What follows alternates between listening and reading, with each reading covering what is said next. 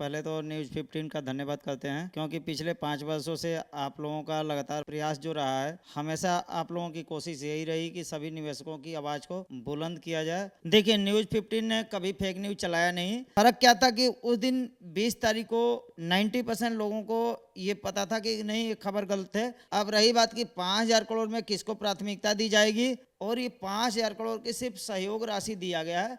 बाकी सोसाइटी को जो निदेशक मंडल है, उन लोगों ने जो पैसा लिया है वो पैसे उनको देना चाहिए। ये तो उनको एक तरह से बोनस दिया गया है। तो सेंटर रजिस्ट्रार के यहाँ हम लोगों को आवेदन देना होगा और सेंटर रजिस्ट्रार के द्वारा ही भुगतान किया जाएगा। नमस्कार, स्वागत है आपका द न्यूज़ 15 में और मैं हूं आप सभी के साथ अंजलि राठौर। सहारा निवेशकों को 5,000 करोड़ रुपए देने का आदेश सुप्रीम कोर्ट द्वारा दे दिया जाता है, जिसके बाद सहारा निवेशकों के मन में एक अलग ही खुशी देखने के लिए मिलती है। तो आज इसी पर और ज्यादा चर्चा करने के लिए हमारे साथ मौजूद हैं बीके श्रीवास्तव जी, जिनसे हम जानकारी लेंगे कि किस तरह से सहारा सोसाइटी का जो पैसा देने की बात सुप्रीम कोर्ट ने की है, पहले तो उसमें कितनी सच्चाई है वो बताइए। और सबसे पहले आपको बहुत बहुत बधाई कि अब आपकी और जो निवेशक प्रोटेस्ट कर रहे हैं उनकी और जो लीगली कार्रवाई कर रहे हैं उनकी जो मेहनत है वो रंग लेकर आई है और 5,000 करोड़ रुपए सुप्रीम कोर्ट ने सेबी से दिलवाने का आदेश दे दिया है। तो कैसा लग रहा है? धन्यवाद मैडम। पहले तो न्यूज़ 15 का धन्यवाद करते हैं, क्योंकि पिछले 5 वर्षों से आप लोगों का लगातार प्रयास जो रहा है, हमेशा आप लोगों की कोशिश यही रही कि सभी निवेशकों की आवाज़ को बुलंद किया जाए, और आप लोगों ने इसमें बढ़ चढ़ के हिस्सा लिया है। बेशक कि माननीय सुप्रीम कोर्ट ने आदेश दिया है, सहारा सेबी का जो ज्वाइंट अकाउंट था, उस विवाद के पैसे में से 5,000 करोड़ सेंट्रल रजिस्ट्रार को दिए जाने का, ताकि सोसाइटी के निवेशकों का कुछ भुगतान हो सके। अब देखना ये है कि ये भुगतान का भी समय सीमा भी निर्धारित कर दिया गया है कि 9 महीने के अंदर इस पूरे प्रक्रिया को फुलफिल कर देना है। यानी 9 महीने के अंदर ही सबको भुगतान दे देना है, किसी भी हालत में। अच्छा, इस पूरे आदेश में किन किन निवेशकों का भुगतान किया जाएगा? इसमें सहारा ग्रुप की 4 सोसाइटी है। Sahara credit cooperative society, Sahariyan universal multipurpose cooperative society है, हमारा इंडिया और स्टार मल्टीपर्पज़ सोसाइटी है, जिसके जरिए कि 4 सोसाइटियों के जो भी निवेशक हैं वो सेंट्रल रजिस्ट्रार के यहाँ क्लेम करेंगे और उनको उनका भुगतान मिलेगा। ऐसे में जब हमने आप ही के साथ पहले बातचीत करके जितने भी निवेशक हैं उनको ये जानकारी दी थी कि सुप्रीम कोर्ट ने आदेश पारित कर दिया है और 5,000 करोड़ रुपए अब निवेशकों को मिल जाएंगे। ये जानकारी देने के बाद तमाम कमेंट्स हमारे पास आए थे, जिसमें लोगों द्वारा ये भी कहा गया था कि फेक न्यूज़ है, फेक न्यूज़ द न्यूज़ 15 चला रहा है। तो इसमें आपको क्या लग रहा है कि कितनी ये फेक न्यूज़ है और इस खबर में कितनी सच्चाई? देखिए, न्यूज़ 15 ने कभी फेक न्यूज़ चलाया नहीं। आदेश करने के लिए उस दिन भी बात विचार हुई थी, और 2 वकील जो हमारे उस कोर्ट में मौजूद थे, माननीय सुप्रीम कोर्ट में, उनका ही पूरा बताया गया रिपोर्ट था कि आदेश है। बशर्ते कुछ चीज़ें होता है ना कि आदेश होने के लिए कुछ कोरम पूरा करना होता है, जिसको 29 तारीख में पूरा कर लिया गया, और 29 तारीख में माननीय सुप्रीम कोर्ट ने आदेश दिया है।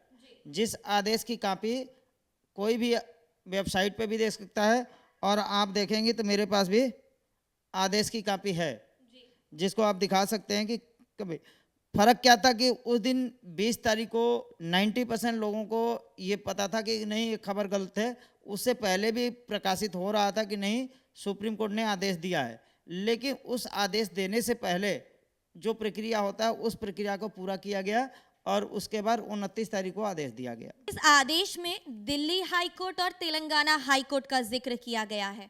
तो क्या जो अन्य हाई कोर्ट हैं उनके जो याचिकाएं हैं उनमें दायर, साथ ही साथ उनमें जो आदेश पारित कर दिए गए हैं, तो क्या उन निवेशकों का भी भुगतान किया जाएगा?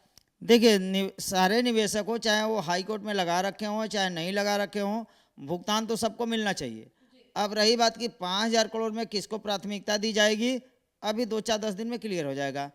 दिल्ली हाई कोर्ट और तेलंगाना हाई कोर्ट के अलावा देश के अन्य हाई कोर्ट ने भी कई निवेशकों के याचिकाओं पे आदेश दे रखा भुगतान के लिए। तो भुगतान तो सबको मिलना चाहिए, चाहे वो हाई कोर्ट में लगा रखे हों या कंज्यूमर कोर्ट में लगा रखे हों। अगर कहीं से भी आदेश आया, बेगर आदेश के भी उनका अधिकार है कि अपना भुगतान लें। तो मेरा मानना है कि सबको भुगतान मिलना चाहिए। और ये 5,000 करोड़ की सिर्फ सहयोग राशि दिया गया है, बाकी सोसाइटी को जो निदेशक मंडल है उन लोगों ने जो पैसा लिया है वो पैसे उनको देना चाहिए। ये तो उनको एक तरह से बोनस दिया गया है कि सोसाइटी के 5,000 करोड़ उनको बोनस के रूप में सहयोग राशि दिया गया है।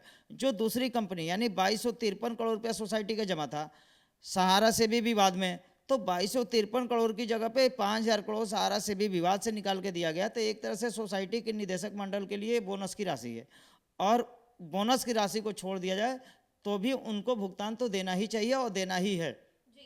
देश भर में निवेशकों ने अलग अलग जगहों पर अपनी एफआईआर दर्ज कराई हैं, याचिकाएं दर्ज कराई हैं, अलग अलग कोर्ट का दरवाजा भी खटखटाया है। ऐसे में उपभोक्ता अदालत ने भी तमाम आदेश जारी कर दिए थे। तो क्या लग रहा है कि उस आदेश के आधार पर भी पैसे का भुगतान किया जाएगा? मेरे हिसाब से तो उपभोक्ता अदालत हो या सिविल कोर्ट हो या हाई कोर्ट हो या माननीय सुप्रीम कोर्ट हो, किसी भी कोर्ट के आदेश की अवहेलना नहीं करनी चाहिए। और अगर वो कोर्ट में नहीं जाते हैं, अगर कोई भी निवेशक अगर याचिका नहीं लगाता है कोर्ट में, तो भी उसको समय पर भुगतान मिलना चाहिए। लेकिन उनका दुर्भाग्य है कि जो अपने भुगतान के लिए 3-4 साल से कोई धरना प्रदर्शन कर रहा है, कोई कोर्ट में जा रहा है। लेकिन मैं चाहूँगा कि सोसाइटी के जो भी निदेशक मंडल हैं वो बिना कोर्ट के ही उन लोगों का भुगतान आसानी से कर दें। ये तो उनके लिए एक बोनस पॉइंट मिला है कि 5,000 करोड़ उनको बोनस दिया गया है कि ताकि उनको भुगतान करने में और रास्ता आसान हो जाए। अच्छा, ऐसे में सवाल तो ये उठ रहा है कि जो पिछले 5 सालों से लगातार अपनी आवाज़ को बुलंद कर रहे हैं और पैसे के भुगतान की बात कर रहे हैं, तो सवाल ये है कि आदेश के बाद वो अपने पैसे को कैसे ले पाएंगे? मतलब प्रक्रिया क्या होने जा रही है? देखिए, इसमें जो माननीय कोर्ट ने आदेश दिया है, और इससे पहले भी माननीय दिल्ली हाई कोर्ट ने भी आदेश दिया था कि आप जो अपनी शिकायत सेंट्रल रजिस्ट्रार को दें, जिसका आपका अटल अक्षय ऊर्जा भवन में है, और सेंट्रल रजिस्ट्रार संबंधित सोसाइटी को अवगत कराते हुए सोसाइटी से के प्रबंधन से आपका भुगतान कराए। अब ये जो 5,000 करोड़ है माननीय सेंट्रल रजिस्ट्रार को जा रहा, तो सेंट्रल रजिस्ट्रार के यहाँ हम लोगों को आवेदन देना होगा और सेंट्रल रजिस्ट्रार के द्वारा ही भुगतान किया जाएगा। जब बात करें क्यू शॉप की, तो क्यू शॉप को भुगतान कैसे हो पाएगा? देखिए, क्यू सब का पिछले 4 सालों से, जबकि 99% क्यू सब का जो मैच्योरिटी डेट है वो 2018 में पूरा हो गया। कुछ कुछ हैं जो कि 2019-20 तक है।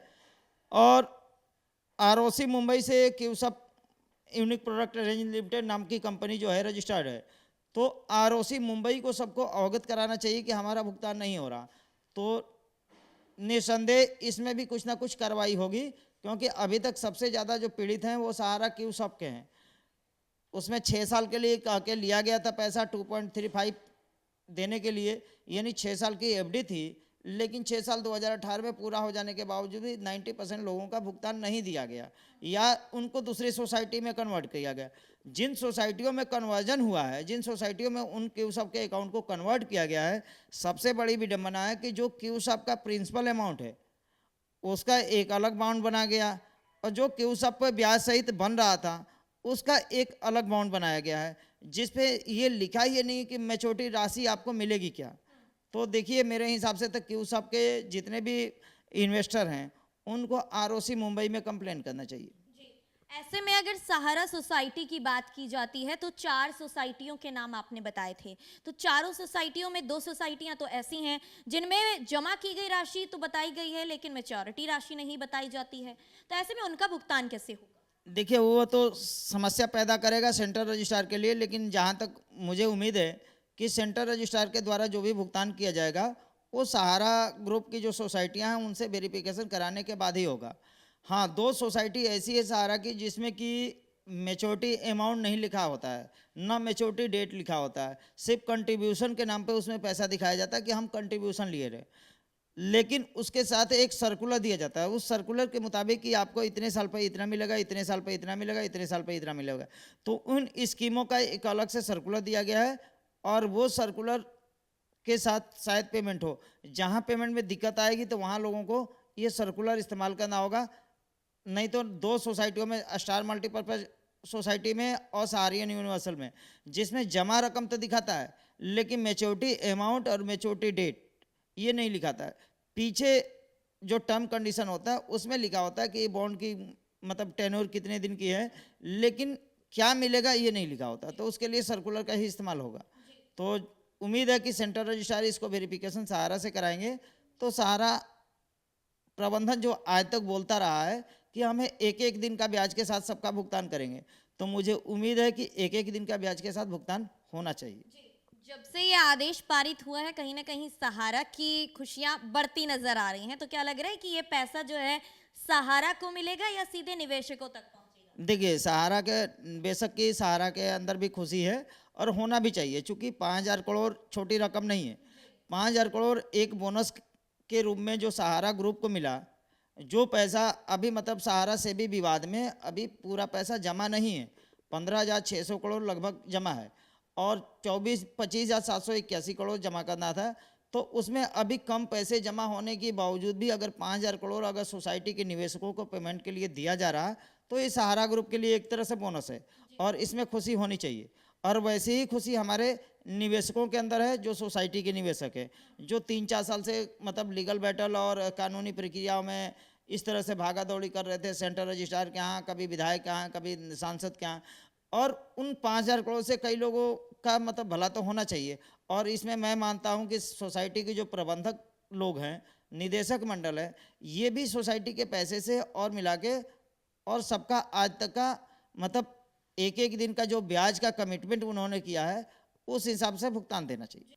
सहारा सोसाइटी पर कहीं ना कहीं 24,000 करोड़ रुपए की लेनदारी है, तो क्या 5,000 करोड़ रुपए देने के बाद जो बाकी की अमाउंट बची है वो कब तक देनदारी हो जाएगी? देखिए, वो विवाद अलग है, सहारा से भी विवाद में सहारा ग्रुप की सिर्फ 2 कंपनियां हैं और 2 कंपनियों में जो 25,700 करोड़ रुपये जमा कराना था, जिसमें 15,600 करोड़ प्रिंसिपल जमा है, जिसका ब्याज सहित तकरीबन 24,000 करोड़ बन गया है। अब 24,000 करोड़ बन गया, वो सरकार को देखना है, कोर्ट को देखना है कि उस केस में क्या करना है। कोर्ट ने एक मतलब एक बोनस के तौर पे सहारा को भी और सहारा के सोसाइटी के निवेशकों को भी एक 5,000 करोड़ की अनुदान राशि दिया है, जो उसी पैसे में से, जिस पैसे का कोई इस्तेमाल नहीं था, उस पैसे में से 5,000 करोड़ का अनुदान राशि दिया है कि ताकि वो केस चलता रहा, उस केस को देखते हैं बाद में। लेकिन अभी जो कुछ लोग जो सुसाइड कर रहे थे, बहुत ज़्यादा लोग सुसाइड कर रहे थे, कई एजेंट सुसाइड कर रहे थे, कई निवेशक सुसाइड कर रहे थे, तो उनको थोड़ा सा राहत देने के लिए 5,000 करोड़ की सहयोग राशि दी गई है।